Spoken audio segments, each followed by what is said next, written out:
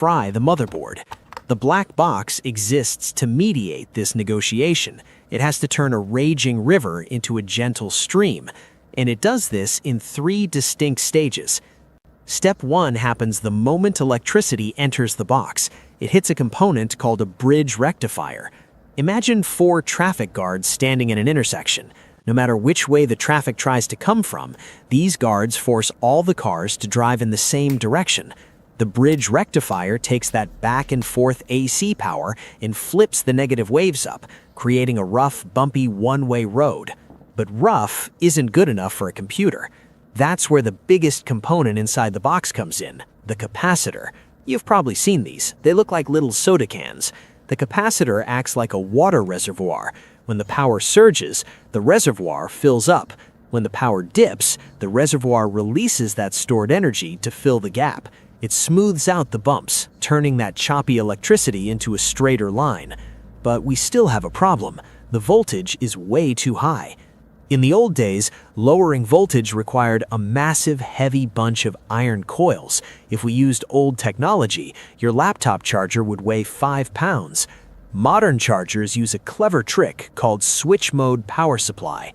Inside the brick, a tiny transistor acts like a gatekeeper. It chops that smooth, high-voltage DC current up again, flashing it on and off tens of thousands of times per second. Why do we do this? Because of physics. By turning the power into high-frequency pulses, we can use a tiny, lightweight transformer to step the voltage down from 220 volts to the safe 19 volts your laptop needs. This is the magic of the brick. It's not just letting electricity flow, it is actively chopping, resizing, and rebuilding the power thousands of times a second, faster than you can blink. Finally, there's a hidden safety feature called an optocoupler. This is the bodyguard. It physically separates the deadly high-voltage side of the charger from the low-voltage side that touches your hands. It uses a beam of light to send signals across the gap.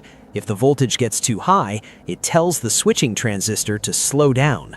This ensures that even if something goes wrong inside the brick, the dangerous wall power can't jump the gap and shock you or destroy your computer.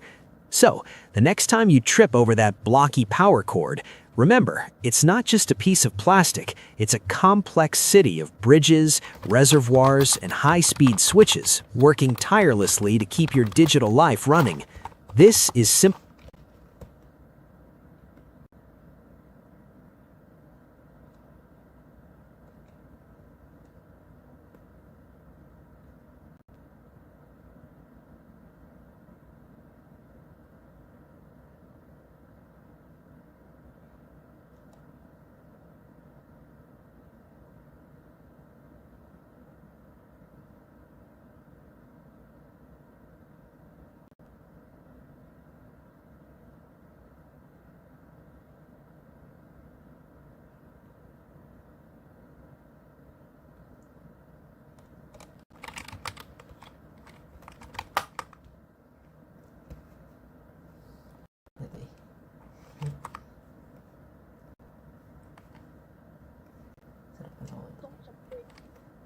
And being silent.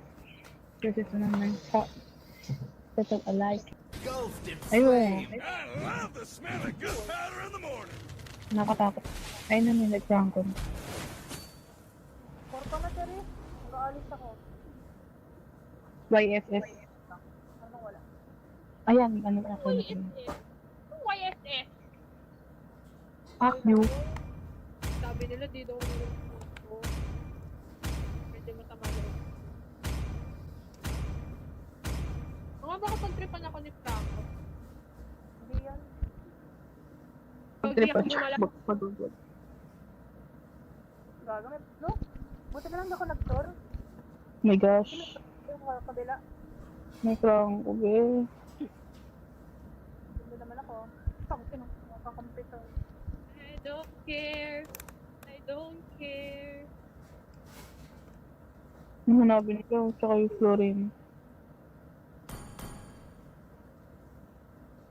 Na all. Titi.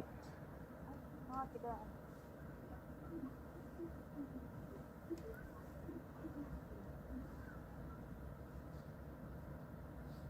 Ang kumakain ka dito.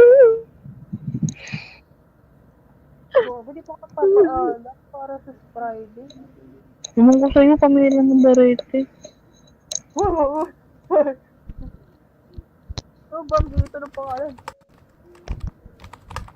Ay, sorry ka pala. Welcome to Mobile Legends! Bakit? Naka-live stream ka ba? 5 seconds till the enemy May reaches YouTuber the tayong ano, Smash them! sa laban. All troops deployed! Pamilas. Pamilas. Pam, dito ka na lang. Walang nagmi-mid eh. Akit ako dyan. Oo nga, kaya mo na yan mag-isa. Independent Duwag ako ka. eh. Aminado. Na Franco, wag ka naman trip. Ano ka na? May trangko. Parang tinutulungan ka nga niya. Wow. Turun, tun. Ay, nakakasila. Cabbage. Ouch. May lakunin mo yung cabbage. Tanga, nakuha na nila. Aray ko! Back, Joyce, back! Wala, nakuha na. Naretrihan. Pamela. Oh my God, si ako. Sabi hindi pa nakuha kanina, pero sinabi mo nakuha na. Oh, bakit ka naniniwala sa akin? Tamad-tamad eh. Ba't Oo, tamad oo. mo? Oh, bakit? Okay lang ako dito, guys. Okay lang. Safe lang, safe. Tapos, Sino ba naman ako para dalawin niya? Oo nga naman. kung ate ko ba naman? Diba? Tatas pa ako, be.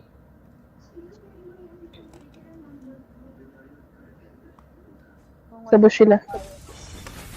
Everyone. You wanna be my lover? Okay. Uy, putang ina. Namatay ka ba, be? Sorry. Napindot ko yung retreat. Optimum pride, oh. Wala sila. Sige na. Last one. Pabalik. Yeah. Wala akong ano ha. Huwag ka marang katayin. Wala pa akong... Yan, nice too! Loko! An enemy has been Baba. slain! Pabalik. Yeah. Wala akong ano ha. Huwag ka marang katayin. Wala pa akong... Yan, nice too! Loko! An enemy has been Baba. slain! That was her fault.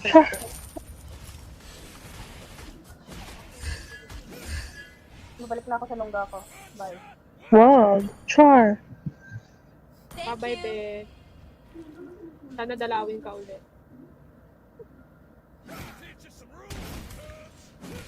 Ay, mo yun, be. Oo, big gusto ko na magkadalaw ulit. Ang dilag-dilag. Head and gold.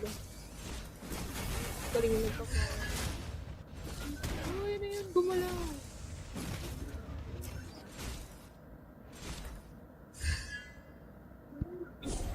Wait, ano ang trip ko? May CR ka, Queenie. Wait lang. Ay, ang ganda ng timing. Ano? You have been slain! Uy! Sorry. Forest. Thank you! Sorry. Forest. Maganda yung lens, no? Ito.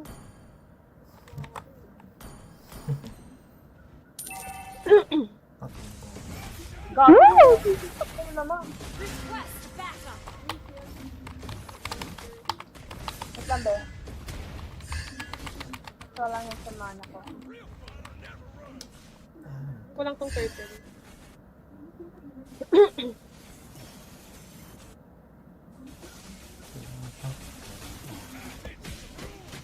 Sama sa silang sa lipas. An enemy has been slain!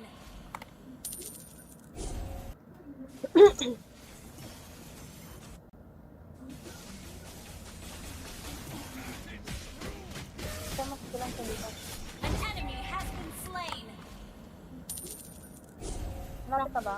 Putang, putang. Galit na galit. Kasalanan ko ba lahat? Ally has slain the turtle. Mali, mali. Mali. Ah! You have slain an Gusto lang enemy. yun. Sila.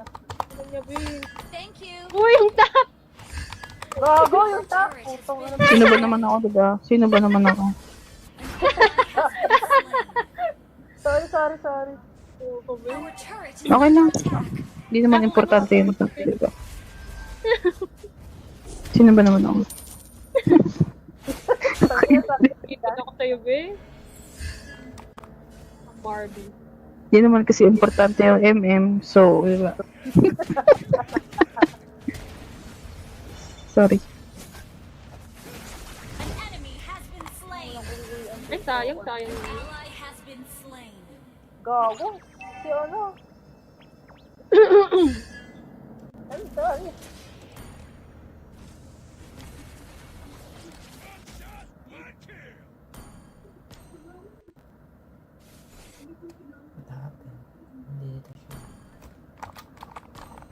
Siya, saan mo mag-push?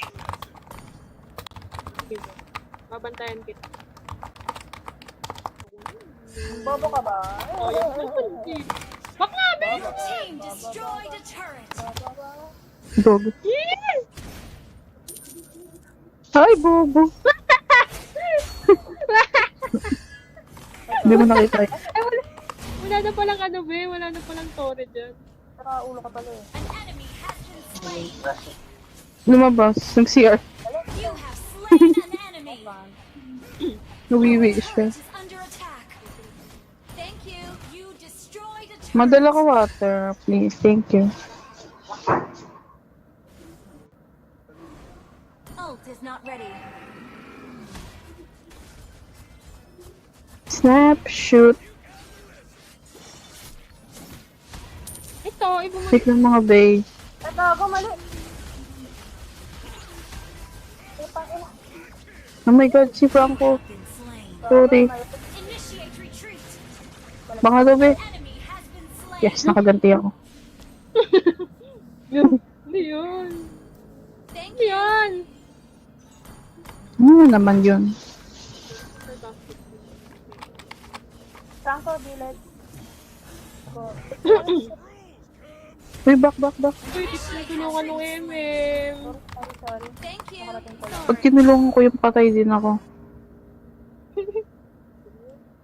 Tinulungan mo nga ako, Bin. Common sense na lang yan. Ay, putang ina. Nice. Gago yung bot. Ano yung sabi mo, ano, chat? Make sense? Ano yun? Make sense, kineme? Make it Our make turret sense. has been destroyed. Make it make sense. Tore. Your team destroyed a turret. Ay, bot. Gilid. Uy. Joyce, ikot. Kanyan. Enemy has been slain. Tap. Ako pala. Your turret is under Sa'yo attack. kaya yun. Ako pala. No, not my beautiful top. Daglag pa nga. Our turret has been destroyed. Sorry. Busy Ally has slain the turret Yan. has been slain. Ayan. Mali ako ng daan. Sorry. Sorry. Okay lang. Sorry din. Mali ko din. Bella! Sinugod siya na, be. Ang puti. Sorry, be.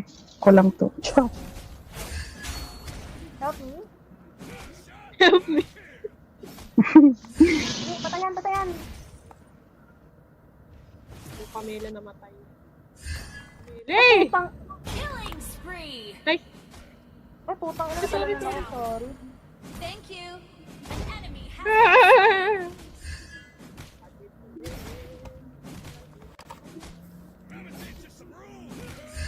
Mid.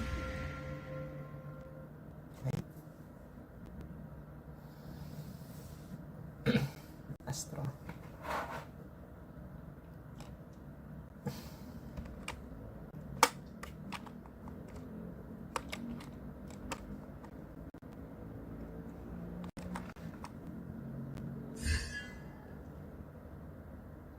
Shoot.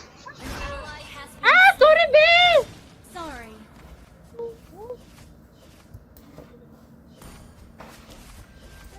lang yun.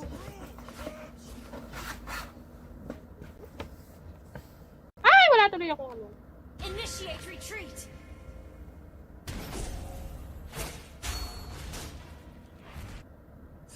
Initiate retreat. Oo, kaya, B. Our turret is under attack. An ally. Ah! Namatay ako. Karma distance. Ay, naka. Uy! Si Franco, alis! Retreat. Tatlo yan, B. Oh my god, ang sakit siya. Sabi nila, I can't. Hindi! Yun na pala si Pam. Nga, B, alam mo kung bakit. Inuna niya kasi yung ano niya. Has been slain. Wag, AJ. Baka Wag, wag! Wag! Rampage. Sorry, be. Inuna niya kasi yung ano niya, yung mga critical chance na Sorry. focus. Pubo ko eh. Our inhibitor turret is under attack. Pangina. Our turret is under attack. An ally has been slain. Sinampal ni Franco. Our turret has been destroyed. Nagsasampal ni Franco. Top trip. Sakay. Our inhibitor turret is under attack. Ang inang charis to. Bang! Lalabas ako. Initiate retreat. Our turret has been destroyed. Asan si AJ? Dito ka, AJ. Lalabas ako. Wait, butang eh. Our turret is under Sorry. attack. Maglalabas ako ito. Wait, be. Franco. Shut down. Kaya yan. Patayan. Shut Bitch. down. Launch attack. Isa pa. Okay, saan yan. Triple kill. Papa. An enemy has been slain. Look. Di pa mo naman kasampan. Okay lang, sino ba naman ako para? Ang inang. Toing to. Report, MM! Tulun. Sino ba naman ako para pamanyakan nyo? Combo to. AJ, kunin mo to. Mama mo, chamba. Tangina. Chamba ka rin ng mama mo. Back na. Bilis.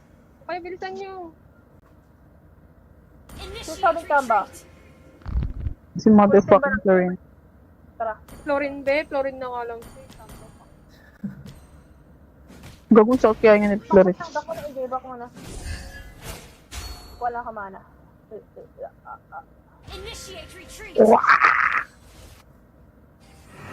Ingat. Tapos na kayo. Ingat. Tanson. Yan, be. Tulungan mo. Initiate retreat. Sa'yo na yan. Tinutukay ng Pamela. Oh my gosh. Tira lang, be. Oh, baka kayo. Chamba pa nga. Double kill. Oh, baka. Tira. Boy pa si Lancelot? Kala ko mamatay ko na yun. Wala, hindi nalabas. Uy, Sorry mo na. Your team destroyed a turret. Report kita dyan eh. Daming sabi.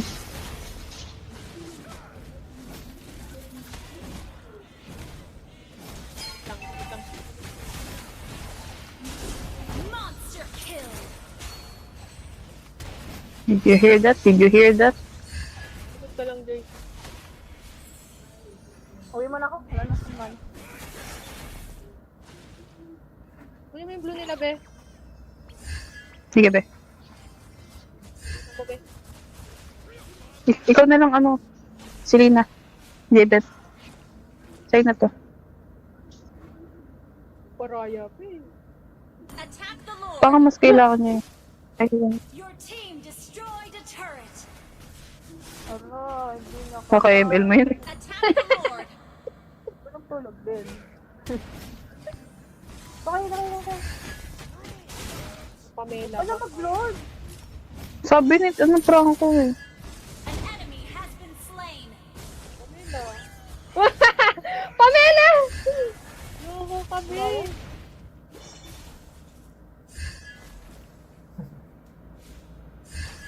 Baka naman. Yan, Pamela! Your team destroyed Hey. the enemy has Eh, been slain. hindi. Ally has slain Lord. Thank you. Mama ni Mer! Naman yung Papasukin natin yun. Teach you guys a lesson. Tangina, naglalaga ka, te. Pamela, back! Loko. Ito na yung binugbog yung hanabi kanina. 11 tips. Killing spree. Ito na yung hanabing binugbog yung kanina. Slain. Ito na siya. Killing spree. An enemy has been slain. Double kill. Bang!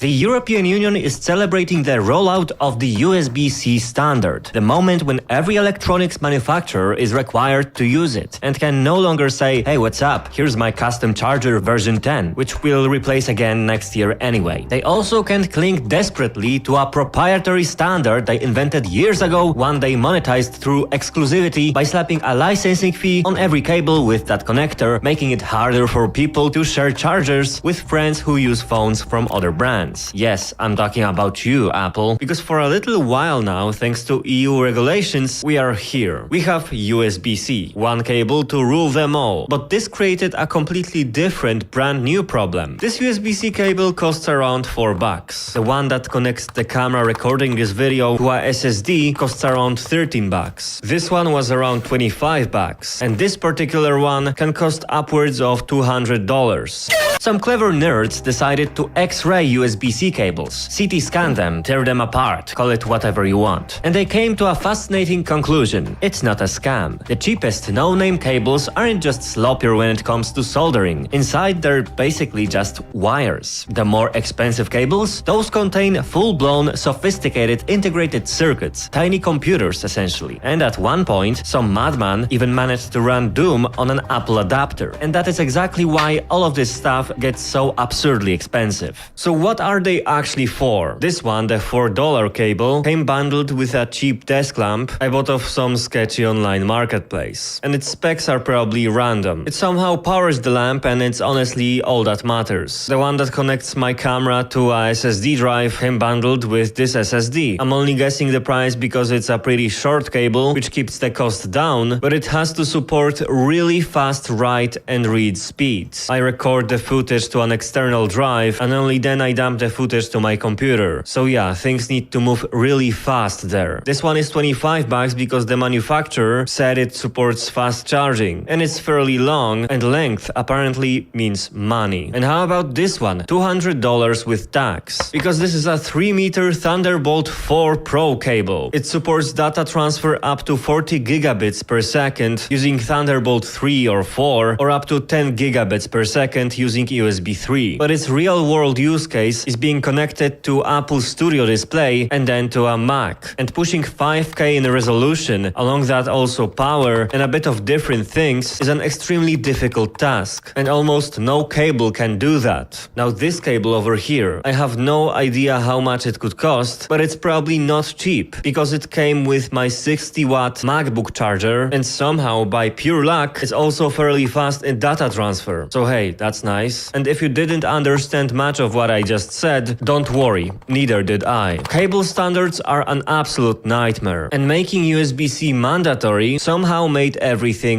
worse. Because now every single cable is USB-C, and every single one of them has completely different specs. Good luck going into a big box store and finding a USB-C cable that actually supports decent data transfer, when most of what they have are just charging cables. And it's mostly not even fast charging cables cables at that. And also good luck trusting a manufacturer with what they promise on the box, if they even do promise something, because there are boxes that have no specification at all. This small gadget cost me around 50 bucks back in the day, and it was worth every single cent. Even though to a lot of people I might sound crazy, like I just got scammed and I'm happy, it allowed me to connect my SSD to my camera when I lost my original USB-C to USB-C cable that came bundled with this drive, so I used the second one that also came bundled with the drive, USB-C to USB-A, only that camera needs USB-C, so yeah, the setup was basically this: USB-C from the SSD through USB-A to this, and this to the camera. I could buy this locally in an Apple store because I needed my camera to record urgently, and I lost this original USB-C to USB-C cable at my friend's house that was pretty far away, so that was my only hope. The guys at Apple store couldn't really tell me whether this was more for charging or for data transfer. When I asked if this moves data quickly, they just said, yeah, sure, it can move data, indeed. And good luck finding the specs on the box of this thing. There were no specs. So I took a blind shot, and somehow it worked. But here's the thing, it was basically a lottery. Maybe if I dig through Apple's site long enough, I could find some useful info, but that's not exactly easy either. And that's the whole point. Because there's one more drama with USB-C cables. Most manufacturers still don't give a single shit. Yes, they technically comply with EU regulations, devices have some sort of USB-C port on them, but very often the cable that you get in the box is USB-C to USB-A. And sure, a few years ago, when USB-C was still fairly new, it felt like a nice gesture. But nowadays, shouldn't we have fully switched to USB-C by this point? Shouldn't we have stopped bundling USB-C to USB-A cables with brand new devices years ago? I mean, just pick a lane. And don't even get me started on motherboard manufacturers, who still stubbornly give you a lot of USB-A ports, a lot more than USB-C ones. The upcoming Steam machine is going to ship with only one singular USB-C port. I get conservatism, I get backwards compatibility, but this indecision leads to technological schizophrenia. And when you refuse to move clearly in any direction, you don't move forward at all. Both USB-C users and the hardcore USB-A enthusiasts get fucked in the ass. But let's pause for a moment, and let's try to understand how we even got to this point. USB-C didn't come out of nowhere, and this chaos didn't happen because someone in Brussels had a bad day, because it was compromises and years of patching a single idea over and over that led to this poorly labeled monster we now pretend is a universal connector. Before we got a cable that could do everything except your taxes, every function used to have its own separate cable. One for printer, another for the keyboard and mouse. And every single one of those connectors needed its own drivers. And often a deep, sincere prayer for everything to actually work. It was a mess. And then a savior appeared. USB, Universal Serial Bus. As the name suggests, this was supposed to be the universal cable. USB was meant to clean things up, reduce the number of plugs and connectors, and make life just a little easier. And for a surprisingly long time, it actually worked. Each new generation of USB didn't flip the philosophy upside down. It just gently raised the bar. A bit more speed here, a bit more power there, but it was still the same idea. One cable whose core job was moving data to and from a computer. On top of that, technology simply wasn't as insanely widespread as it would later become. And this level of simplification was enough to satisfy hobbyists, home IT nerds, and tech enthusiasts alike, the kind of people for whom everything always somehow works. And then the smartphone revolution happened. Suddenly USB had to charge better and move data faster. And once everyone got used to USB on their phones, that familiar port started to feel like the obvious next step. Of course, this cable should eventually do absolutely everything. And so the word universal in USB started being taken painfully literally. The cable was now expected to do almost everything. Substandards began branching out, splitting, multiplying like it was their full-time job or something. Before USB-C, USB cables came with different plugs and connectors. USB-A is that nightmare you never plug in correctly until you look at it right. And even then, somehow it's still wrong, because it only works in one correct orientation. There's also USB-B, the weird printer connector, and it still never goes in the way you really want it to. One genuinely great thing about old USB was this. When USB 3.0 launched, with its then revolutionary speeds, everyone agreed it needed to be clearly marked. So USB 3.0 ports and plugs had to be blue on the inside. And honestly, that's probably the thing I miss the most compared to what we have today. You could look at a cable and just by the color color know exactly what it does. No digging through marketing names, no reading fine print on packaging you'll throw away anyway and then hoping you remember that this black cable does one thing and that other identical black cable does something else. Of course, there were also smaller versions, the so-called mini and micro variants. Mini USB-A showed up in some niche devices like higher-end microphones. Micro USB-B was everywhere in early smartphones, but because of its weird little design quirks, it loved to break under heavy use. And then there was the abomination, USB 3.0 Micro B. Yeah, that thing was a disaster. But even in all that complexity, there was a philosophy, because the variety of connectors made things clear. You could see it. This is a printer cable. This is a blue USB 3.0 cable. And that USB-C thing, that's some smartphone people nonsense. There were also companies that simply opted out of this whole party. And Apple, all the way back in 2012, years before most of the market universally adopted USB-C, they introduced their own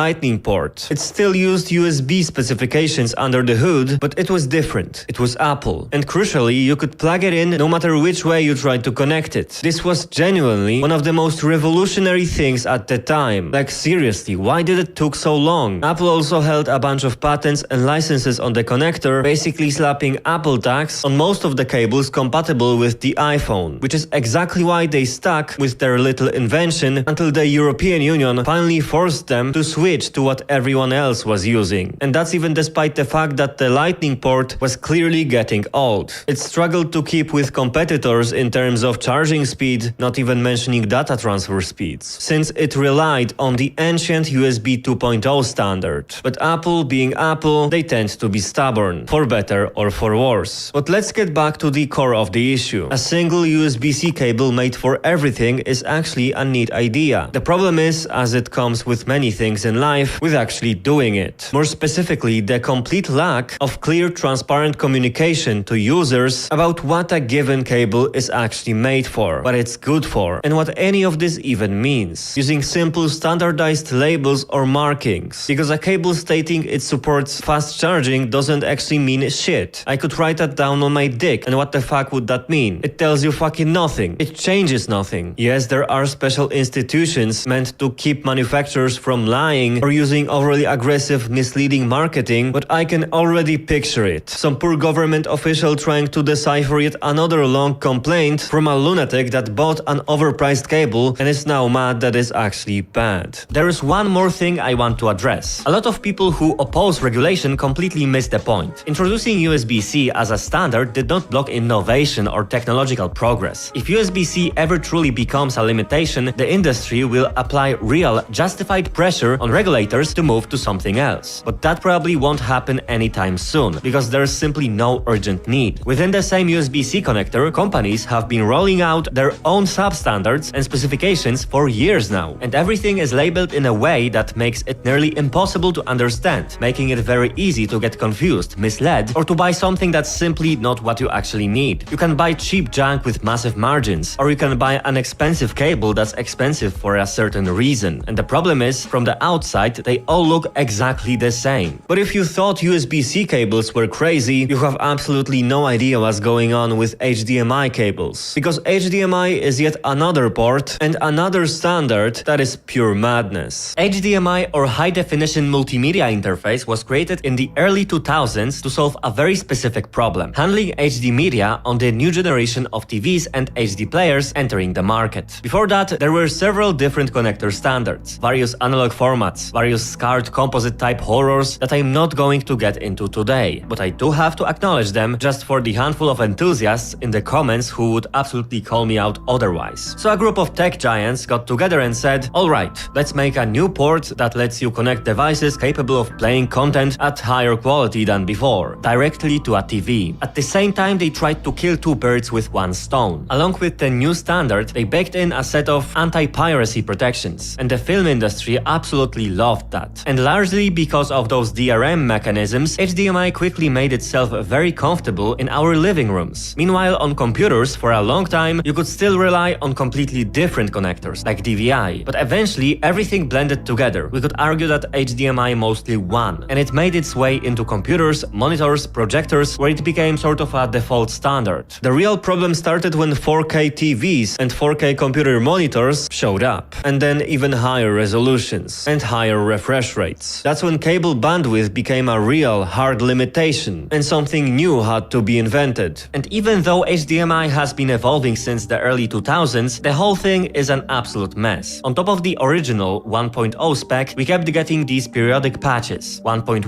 1.2, 1.3, adding smaller or bigger changes, mostly around audio bandwidth, or lifting arbitrary limits on supported formats. But the real schism started in 2013 with the announcement of HDMI 2.0, also known as HDMI Ultra HD. Now the cable could finally carry 4K at 60 frames per second. And actually, it's not frames per second, it's hertz. Why are you not saying hertz? Okay, here you go, 60 hertz. Because a display doesn't generate frames, it refreshes them, which is exactly why we talk about hertz when describing display capabilities, not FPS. But for the sake of simplicity and my own sanity, I want to use frames per second, because almost nobody understands this deeply autistic technical lingo. Okay, moving on. That evolution wasn't enough. So then came HDMI 2.0A, which added support for HDR, meaning a wider color range. Then HDMI 2.0B, which added support for HDR10, whatever that means. I mean, it does mean something, and it changes quite a lot. But explaining it properly would require about 100 side quests, so please let's keep going. Eventually they ran out of letters, and that's how HDMI 2.1 was born. From now on, 4K at 120 Hz, meaning up to 120 frames per second. The maximum supported resolution jumped to a ridiculous 10K. Color depth expanded to HDR10+. You know what? If you want the details about color science in modern tech, just ask me for a separate video, please. Then came HDMI 2.1A, which introduced something that sounds very serious and very important, shifting HDR tone mapping responsibility from the TV to the source device. Then HDMI 2.1B, which was mostly a documentation revision and introduced no meaningful changes at all. And finally, in the big 2025, we arrived at HDMI 2.2, where bandwidth was doubled, refresh rates increased at previously supported resolutions, and it became possible to transmit 16K at 60 FPS. Hertz, okay, hertz. I said hertz. So yeah, HDMI kept evolving and improving. But what does that actually change? It changes a simple fact that today, if you're buying new hardware, picking the right HDMI cable without first earning a PhD in audio-video engineering is borderline impossible. Here's how the HDMI standards look and sound on paper. Standard HDMI cable. Okay, sounds standard, and it is pretty standard. Bare minimum, absolute basics. High-speed HDMI cable. Now that sounds either more advanced or like pure marketing nonsense. But no, it's a real standard, and it is better than the previous one. Then there's premium high-speed HDMI cable, which is indeed better than the previous one, but sounds just like a marketing slogan, not actual buying guidance. And of course, ultra high-speed HDMI cable, which is the best of the best.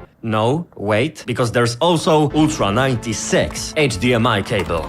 Yeah. So try to imagine this. Your parents, your grandma, or no, actually forget that. Imagine a typical Gen Z or Gen Alpha kid buying a sick gaming display today. Someone raised on smartphones and tablets. Do you really think they're going to spend 3 days researching and double checking which cable is right for their 4K 144 Hz HDR10+ gaming monitor? The only hope would be the store employee, but nope, they bought it online. And oh no, they spent serious money on this display and then decided to save a little on the cable. So they bought not the cheapest one, but the third cheapest one on the whole site, which turns out to be a basic HDMI cable spec with a distributor's markup slapped on top. Jesus Christ. And you know what the best part is? That specific user might not even notice something is wrong, because this cable will simply work. The monitor or TV, or whatever this insanely expensive display it is, will technically work. It'll just perform like a cheap Temu special in terms of resolution and refresh rate. And it will never display the color range it was advertised with. Congratulations. But shh, quiet. This isn't your fault. It's not our fault that everything is nowadays named like government paperwork codes. Complexity is a business model. Someone out there is probably making money explaining why and how it's so complicated. You're welcome. And that is exactly why computers also have DisplayPort, which by the way was not born in Hollywood boardrooms full of paranoia about what else can be controlled. Yes, there are multiple DisplayPort versions too, but each one seems to have clearer specifications. This version does this version version does that. Sure, they also fell into a bit of a specification spiral, and it's still easy to get lost, especially since those versions aren't always labeled clearly, but it's nowhere near as drowned in marketing nonsense as HDMI.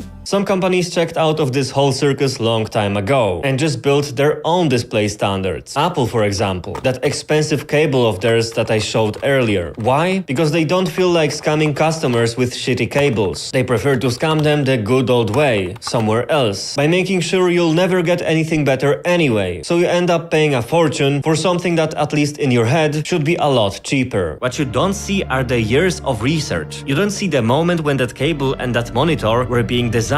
Years ago, back when barely anyone was even thinking about pushing 5K wider than standard color gamuts like DCI-P3, massive bandwidth, audio signals, webcams, microphones, and power all through a single cable. And all of that probably happened because some designer said, okay, let's make all of this work over one cable, and let's make it work well. Kills a few $1 million, you've got 2 years. And yeah, it's good that it works. But when something works well, it usually isn't cheap. So how do you avoid getting scammed and completely lost in all of this? You have to read a bit. You have to actually learn what you're buying, because then no marketer and no store employee can sell you something that you don't need, and you won't accidentally buy something that doesn't meet your setup's capabilities. Thank you for coming to my TED Talk.